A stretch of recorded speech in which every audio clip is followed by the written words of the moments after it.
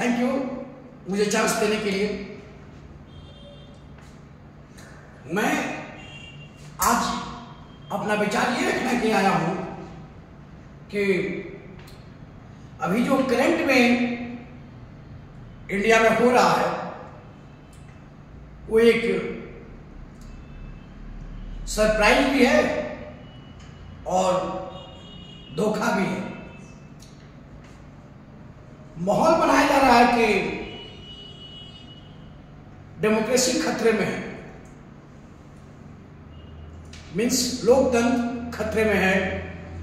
सभी संस्थाएं बिक गई है, सभी संस्थाएं सेंट्रल गवर्नमेंट की गुलाम हो गई है। जिस पर मेरा विचार था कि कुछ बिका नहीं है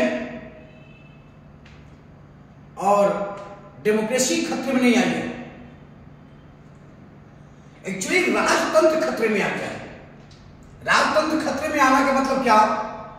राजा के बेटा राजा, राजा के बेटा राजा और राजा के बेटा राजा, यानी हमेशा राजा के बेटा ही राजा बनते थे। जिस तरह से राजतंत्र में होता था, लोकतंत्र में क्या हो रहा था, जिसे हम लोग लोकतंत्र कहते हैं, यहां पे भी राजतंत्र को ही ट्रांसफर कर दिया गया था। प्रधानमंत्री के बेटा प्रधानमंत्री, प्रधानमंत्री की बेटी प्रधानमंत्री, प्रधानमंत्री का पोता ही प्रधानमंत्री, मुख्यमंत्री का बेटा मुख्यमंत्री, बेटा का बेटा मुख्यमंत्री, ये सब चल रहा था। और अभी मुख्यमंत्री वाली कहानी में वही चल रही है। विधायक एमपी, विधायक का बेटा विधायक और एमपी का बेटा एमपी, ये सब तो कॉमन था, ये सब में चल रहा था। लेकिन सर्वोच्च पद पर भी ये चल रहा था। जैसे कांग्रेस में देखिए, एक ही फैमिली से 3 प्राइम मिनिस्टर, 10 साल, 15 साल। फिर आइए बिहार में तो आरजेडी से ही 15 साल सीएम, पहले माननीय लालू यादव जी, उसके बाद श्रीमती राबड़ी देवी। फिर आइए यूपी में 4 बार सीएम माननीय मुलायम सिंह यादव, उसके बाद उनके पुत्र अखिलेश यादव। यही परंपरा चलते आ रहा है। लगभग हर जगह वही कहानी थी। पहली बार 2014 में एक ऐसा आदमी पीएम बन गया जो ये सोसाइटी इंडिया की उसे पचा नहीं पाया। उसको तो ये लोग 2000 से ही नहीं पचा पा रहे थे जो वो गुजरात का सीएम बना, क्योंकि एक कॉमन मैन जिसका बैकग्राउंड कभी पॉलिटिक्स से नहीं रहा, किसी बड़े घराने का लड़का भी नहीं था और कोई बहुत बड़े राइटर का बेटा भी नहीं था या किसी एक्टर का पुत्र नहीं था या कोई प्रधानमंत्री का दोस्त का बेटा नहीं था। एक कॉमन मैन था, उठकर आया और सीएम बना, सीएम से फिर पीएम बनाया। ये सोसाइटी उसे पचा नहीं पाई, जो सोसाइटी हमेशा राजतंत्र को, राजा के बेटा राजा, प्रधानमंत्री के बेटा प्रधानमंत्री को एक्सेप्ट करने वाली सोसाइटी, ये सोसाइटी उसे पचा नहीं पाई। और ये सोचते सोचते ये बिता दी 5 साल, ये कैसे हो सकता है, ये कैसे पीएम बन गया। पहले तो हो ही नहीं सकता है, बन गया तो किसको बिलीव ही नहीं हुआ।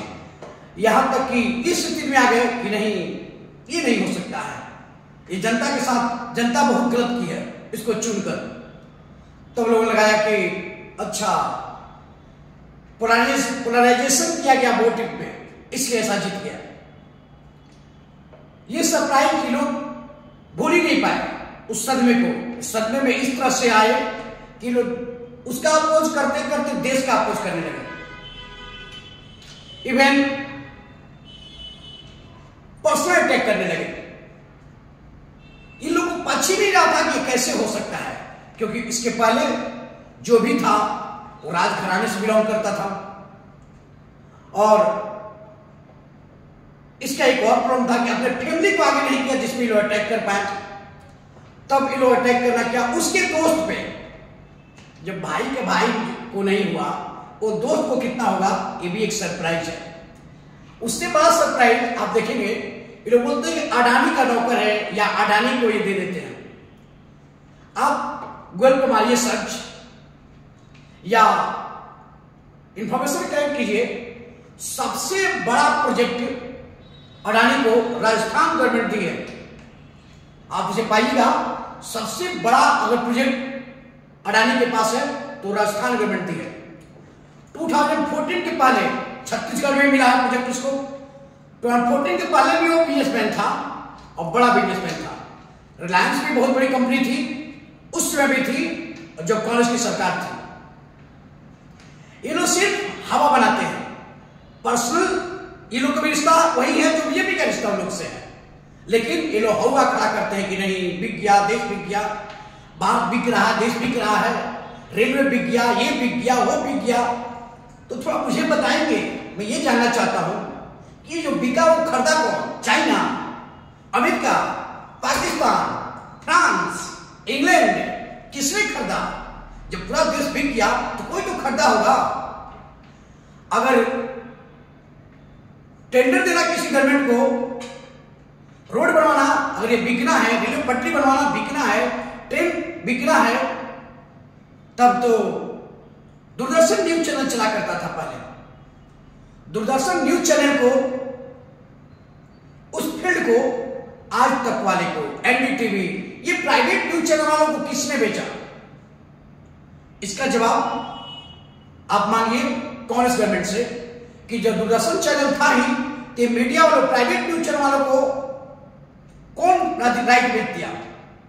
दूसरी बात, जब गवर्नमेंट स्कूल थे, नवोदय स्कूल थे, आईआईटी थी, एनआईटी थी, मेडिकल कॉलेज थे, तो फिर private school, private college, private medical college, private engineering college, इस राइट को किसने बेचा? फिर जब गवर्नमेंट बस भी थी, गवर्नमेंट बस चलती थी, तो फिर ये प्राइवेट बस कहां से आए? इस फील्ड को किसने बेचा? क्या इसको भी देश बेचना कहेंगे तब तो?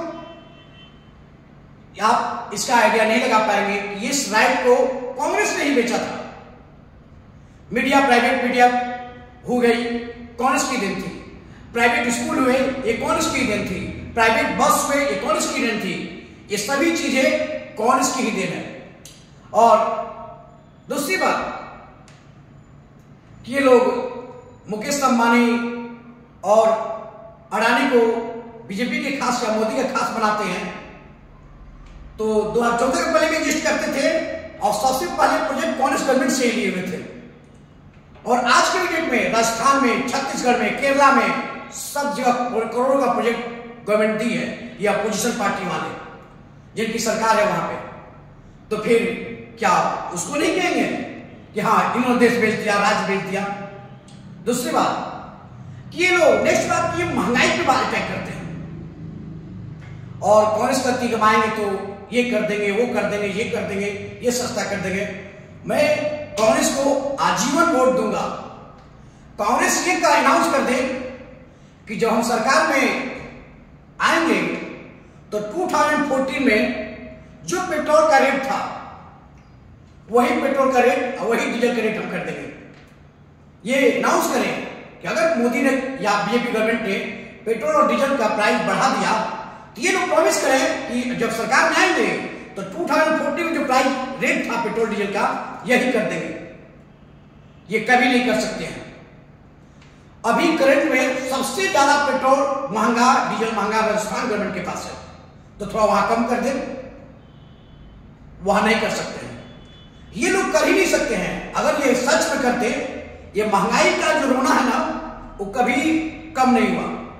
महंगाई के कारण ही कांग्रेस सरकार गई थी, बेरोजगारी के कारण ही कांग्रेस सरकार गई थी, और आज ये ब्लेम कर रही है दूसरी गवर्नमेंट पर।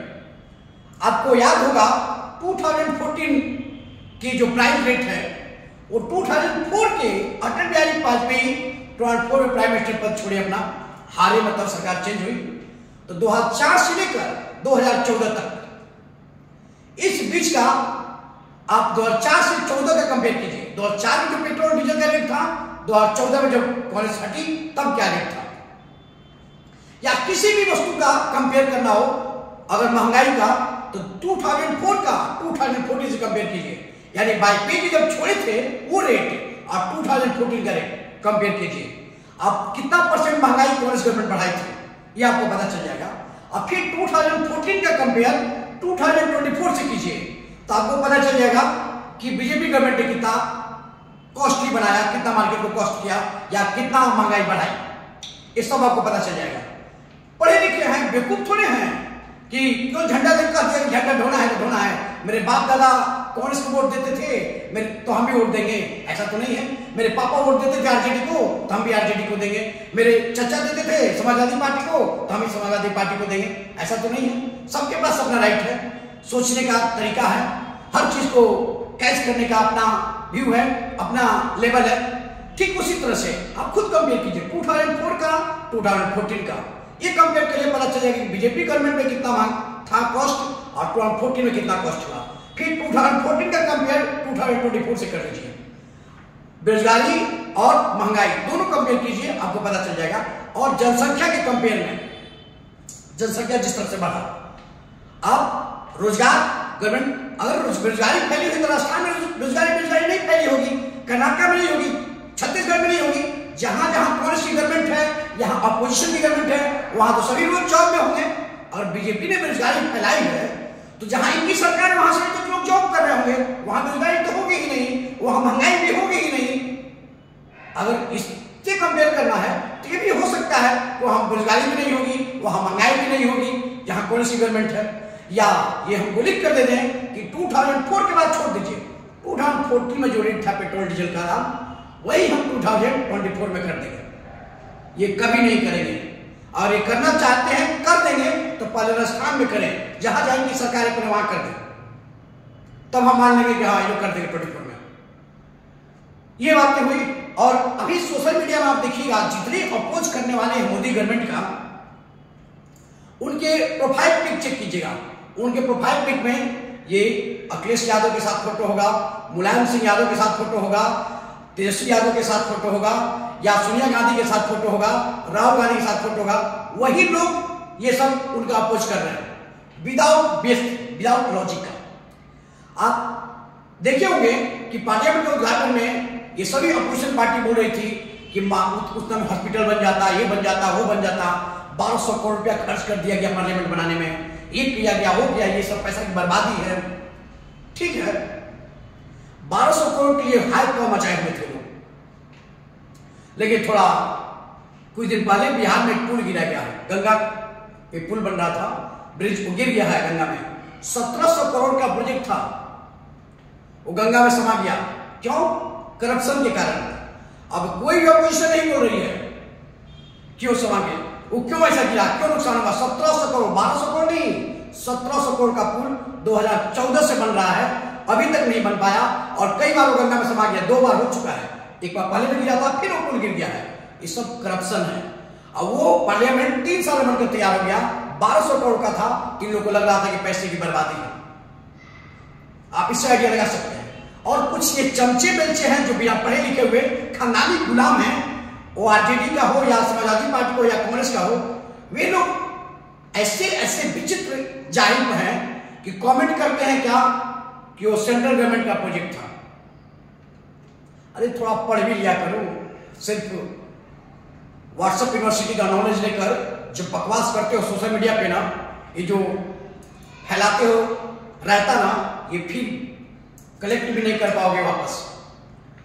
नेक्स्ट पॉइंट बात करते हैं, ये पहलवान वाला मैटर कि हाँ उसने रेप किया या छेड़खानी की या गलत नजर से टच किया या जो भी किया उसके साथ, उस पे विचार क्या है। तो मेरा ये मानना है कि कोई भी डिसीजन कोर्ट डिसाइड करता है। भारत सरकार में सेंट्रल गवर्नमेंट या स्टेट गवर्नमेंट सभी कोर्ट से चलते हैं। 2014 के पहले भी था और 1947 के पहले भी कोर्ट था। ब्रिटिश गवर्नमेंट थी तभी कोर्ट से डिसीजन हो रहा था, ऐसा नहीं था कि कोर्ट नहीं था। और कोर्ट नहीं होता तो माननीय जवाहरलाल नेहरू और बाबा साहेब, महात्मा गांधी, महात्मा मैं यूज नहीं कर रहा हूं, गांधी, मैं महात्मा वर्ड यूज नहीं करता क्योंकि एग्जिस्ट नहीं करता है, मैं नहीं मानता इसको, और भारत सरकार भी मुझे नहीं मानती है। किसी आप आरटीआई लगा के पता कर लीजिए, कोई उनको महात्मा, बाबा साहब ने अपोज किया था कि मैं उनको महात्मा नहीं मानता। महात्मा किस लॉजिक में महात्मा बोला जाए, ये गलत है। जिस आदमी ने कहा कि हथियार नहीं उठाना चाहिए, जिस आदमी ने कहा हथियार नहीं उठाना चाहिए, वही आदमी सेकेंड वर्ल्ड वॉर में कह रहा है कि ब्रिटिश गवर्नमेंट की तरफ से हथियार उठाओ सेकेंड वर्ल्ड वॉर में, क्योंकि उनका सपोर्ट गांव गांव में युवाओं को कहा कि हथियार उठाओ, युद्ध लड़ना पड़ेगा ब्रिटिश गवर्नमेंट की तरफ से। जो आदमी जब ब्रिटिश गवर्नमेंट से लड़ने की बात आई तो बोले हथियार नहीं उठाओ। तो ये चीज को हम सपोर्ट करें, इनको महात्मा मान लें, या इस बात को महात्मा मान लें कि इन्होंने बंटवारा से पहले कहा था कि भारत का बंटवारा मेरे लाश पर होगा। इनके लाश पर तो नहीं, लेकिन लाखों आम पब्लिक के लाश पर देश का बंटवारा हुआ, और जब बंटवारा हुआ तब भी ये जिंदा थे, इनके लाश पर बंटवारा नहीं हुआ था, ये जिंदा थे। तो किस बेस पे मैं इन्हें सपोर्ट करूं और किस बेस पे इन्हें महात्मा मानूं, ये मुझे नहीं समझ आती। तो आते हैं बात इस पे कि कोर्ट है, कानून है, लॉ है, उसके अनुसार कोई डिसीजन होता है। अगर मैं कोई क्राइम किया या मेरे साथ किसी ने कोई क्राइम किया तो हम रोड पर बैठ जाएंगे, जंतर मंतर पे घेर लेंगे। आप ही बताइए, किसी का बुक खो गया, किसी की बकरी खो गई, किसी का जेल कोई हड़प लिया, किसी का भाई का मर्डर हो गया, कोई भी कांड होता है तो हम जंतर मंतर घेर लेंगे, हम कोर्ट जाए। मेरा राइट बनता है कि हम कोर्ट जाए, कोर्ट डिसीजन लेगा कि हम जंतर मंतर घेर लें, हम अपने फायदा के लिए लाखों लोग को डिस्टर्ब करें ट्रैफिक जाम करके, ये कहां तक सही है। अगर वो क्राइम किया है और जब तक कोर्ट सजा नहीं सुनाता है तब तक संविधान ही कहता है कि वो निर्दोष है। बाबा साहब ने कहा था कि 100 निर्दोष, 100 दोषी छोड़ दिए जाए, 100 दोषी बच जाए, लेकिन एक निर्दोष को सजा नहीं होनी चाहिए। 100 दोषी पाप के बाद बच जाए, क्रिमिनल बच जाए 100, लेकिन एक निर्दोष को सजा नहीं होनी चाहिए। ये बाबा साहब का ही है। तो विदाउट आप कोर्ट के डिसीजन आए हुए कैसे कहते हो अपराधी है? कोर्ट में जाइए, कोर्ट केस नहीं ले, ऐसा तो हो नहीं सकता है। एफआईआर दर्ज हो, कोर्ट के डिसीजन के साथ प्रूफ जमा कीजिए, एफआईआर दर्ज हो, स्टेट लेवल पे होगा, नहीं वो सरकार करके एनएसए लगा सकती है, स्टेट गवर्नमेंट ना एनएसए लगा सकती है ना, तो स्टेट गवर्नमेंट एनएसए लगा दे, कोई भी स्टेट। जब बिहार के एक आदमी को, जो पत्रकार था मनीष कश्यप को, तमिलनाडु में एनएसए लग सकता है, तो फिर जो ब्रिजभूषण या जो भी नाम है उसमें भी एनएसए लगा दीजिए, अरेस्ट कीजिए तुरंत ही कि हाँ ये समाज के लिए खतरा है। लेकिन आप ये नहीं कर रहे हैं, आप ये झूठ में पॉलिटिक्स कर रहे हैं। आप लौटा रहे हैं कि हाँ एक पित्तल का दिया हुआ है, हम अवार्ड लौटा रहे हैं। अरे आप उसके थ्रू जॉब लिए थे, उसको भी लौटा दीजिए। आप उसके थ्रू 10 करोड़, 6 करोड़, 5 करोड़ ऐसे मिला है तीनों आदमी को, वो भी रिटर्न कर दीजिए। गंगा में बहाने जा रहे हैं, 10 रुपया 20 रुपये के सामान से वापस कराता है। आप बेवकूफ बना रहे हैं, आप सिर्फ आप पॉलिटिक्स कर रहे हैं। इसमें सच में आपके साथ जो हुआ है उसके लिए आप नहीं लड़ रहे हैं। अगर आप उसके लिए लड़े होते ना तो आप कोर्ट में होते, न कि रोड पर होते। तो इसलिए आपके कहने से, आपके रोड पर जाम करने से, दबाव बनाने सरकार को किसी निर्दोष को अरेस्ट नहीं कर लिया जाएगा जब तक कि आप कोर्ट में प्रूफ नहीं कीजिएगा। तो ये सरासर गलत है। मैं भूषण का सपोर्ट नहीं कर रहा और न ही मैं आपका अपोज कर रहा। मैं आपको ये बता रहा हूं कि ये तरीका नहीं है कि रोड पे जाकर ट्रैफिक जाम कर देना, आम पब्लिक को डिस्टर्ब करना, ये करके आप साबित करना चाहते हैं कि हम सही हैं और वो गलत है। कोर्ट डिसाइड करेगा। भीड़ तंत्र है कि लोकतंत्र है? भीड़ तंत्र डिसाइड करने लगेगा तब तो हो गया काम, तब तो डेमोक्रेसी का कोई मतलब ही नहीं समझ में आया। भीड़ तंत्र डिसाइड करेगी, जहां भी कोई जरूरत पड़ेगा 1000 लोग का रोड जाम कर देंगे और सरकार पर दबाव बनाएंगे हम कि हाँ यह आदमी दोषी है, इसे अरेस्ट किया जाए। ये तरीका सही नहीं है, इस पे आपको विचार करना चाहिए। और ये कुछ लोग इस बात को ले अपोज करेंगे कि हाँ तुमने रेप हुआ, तुम्हारे साथ हुआ होता तो तब पता चलता, तुम्हारी बहन के साथ हुआ होता तो, तुम्हारी बेटी के साथ हुआ होता तो तब पता चलता। मेरी बहन के साथ या मेरे बेटी के साथ या किसी के साथ होता, मेरे अपनों के साथ, तो हम भी कोर्ट जाते, न कि रोड पे आते। इंडियन संविधान कोर्ट के अलाउ करता है, न कि रोड पे अलाउ करता है। ये जाहिरपन, ये मैसेज गांव वाले लोगों को बेवकूफ बनाइएगा, जो गांव में बेवकूफ लोग बैठे रहते हैं उनको बनाइएगा। जो बेवकूफ जो है कभी एजुकेशन नहीं है उनको बनाइए बेवकूफ। जो गांव में एजुकेटेड लोग होंगे ना, उठा के फेंक देंगे आपको, अगर आप ये सोचते हैं कि हवा जाकर देंगे वहां पर।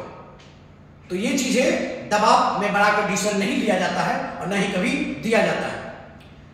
नेक्स्ट बात कि आप इस चीज को बोलना कि संविधान खतरे में है, डेमोक्रेसी खतरे में है, ये सरकार बिक गई है, वो सरकार बिक गई है, ये संविधान बिक गया है, वो संविधान बिक गया है, वो भी सरासर गलत है। आप सीबीआई की जब बात करते हैं तो सीबीआई कांग्रेस गवर्नमेंट में ही माननीय श्री लालू प्रसाद यादव को सजा सुनाई थी। ये सीबीआई के डर से ही मायावती, मुलायम सिंह यादव, आरजेडी, लालू यादव, ये लोग कांग्रेस को गठबंधन में सपोर्ट करते थे। क्या इसका मतलब क्या था कि वहां भी सीबीआई का दुरुपयोग होता था। उसी सीबीआई के थ्रू गुजरात के अमित शाह जो अभी होम मिनिस्टर हैं, वहां पे गुजरात के होम मिनिस्टर थे, उनको 1 साल के लिए तड़पार कर दी थी। बाद में निर्दोष साबित हुआ, लेकिन उस समय टॉर्चर किया गया। 12-12, 13 घंटा वही वहां के गुजरात के मुख्यमंत्री को लाकर टॉर्चर किया जाता था। तो क्या उस समय संविधान खतरे में नहीं आता था? क्या वो सीबीआई का दुरुपयोग नहीं था? 14-14 घंटा पूछताछ होती थी, तब तो किसी ने नहीं कहा कि संविधान खतरे में है। एक अपराधी के सपोर्ट में जिसके यहां से 21-27 56 मिला था, उसको काउंटर केसेस में वहां के होम मिनिस्टर को तड़पार कर दिया गया, तब संविधान खतरे में नहीं था। संविधान की दुहाई वही दे रहे हैं जिनको डर लगने लगा है कि मेरा बेटा सीएम नहीं बन पाएगा, मेरा बेटा पीएम नहीं बन पाएगा, वही संविधान की दुहाई दे रहे हैं एक्चुअली में। नहीं तो सबको पता है कि डेमोक्रेसी सही चल रही है, इसमें कोई इफ बट नहीं है। लेकिन ये सब जाहिरपन लोग जो माहौल बना रहे हैं, वो ये यही बताना चाह रहे हैं, उनके चमचे बेलचे हैं, जितने आप सोशल मीडिया में देखिए वो सब चमचे बेलचे हैं और कुछ नहीं है। और दूसरी बात क्या, आप नोटिस करेंगे कुछ पॉइंट पे और आप मेरे से रखेंगे भी ये बात कि हाँ मैंने सही कहा या गलत कहा, कि अब अनएजुकेटेड एजुकेटेड की बात करते हैं कि पढ़ा लिखा पीएम होना चाहिए, अनएजुकेटेड है, 4था पास, 5वां पास, 9वां पास। अगर एजुकेटेड लोग एजुकेशन से ही सब कुछ होता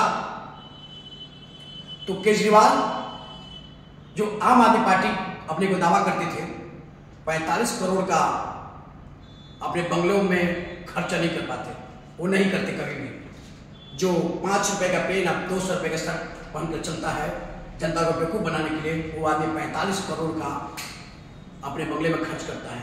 सोचिए कितना बड़ा बेवकूफ बनाना होगा। ये कहते हैं आम आदमी पार्टी। आप इससे आगे लगा सकते हैं कि किस तरह के ये गिरे हुए लोग हैं। ये राजनीति इसलिए नहीं करते हैं कि देश का भला हो, राजनीति करते हैं इसलिए कि उनके परिवार का भला हो, उनका भला हो। नहीं तो सोचिए, जो बंदा वो कहा कि हम नहीं करेंगे वही काम कर रहा है। जिसको चोर बता रहा था उसके साथ बाह में बाह मिलाकर खड़ा है और कह रहा है कि अभी मजबूरी है क्योंकि मोदी को हटाना जरूरी है, इसलिए हम करप्शन वालों से भी कॉम्प्रोमाइज करते हैं। सोच लीजिए, अगर मोदी गवर्नमेंट में डेमोक्रेसी को खत्म कर दिया, कुछ हो ही नहीं रहा है, तो इनसे पूछिए कि तब महागठबंधन बनाने की क्या जरूरत है? जब वो कुछ किया ही नहीं है तो खुद ही हार जाएगा। तो फिर आपको महागठबंधन बनाने की टेंशन क्यों है? आपको डर है कि हाँ कुछ किया है, अच्छा चीजें जनता इसको वोट करेंगे, इसीलिए आप डरे हुए हैं। आप खुद जीतते हैं तो बोलते हैं ये मोदी की हार है, लोकतंत्र की जीत है, और जब हार जाते हैं तो ईवीएम की जीत बताते हैं, ईवीएम की हार। किसको बेवकूफ बना रहे हैं? हम भी ये जानना चाहते हैं, ये क्या बेवकूफी है? हद से ज्यादा बेवकूफ बनाना भी अपना शो करता है कि हम खुद बहुत बड़े बेवकूफ हैं। जय हिंद, जय भारत।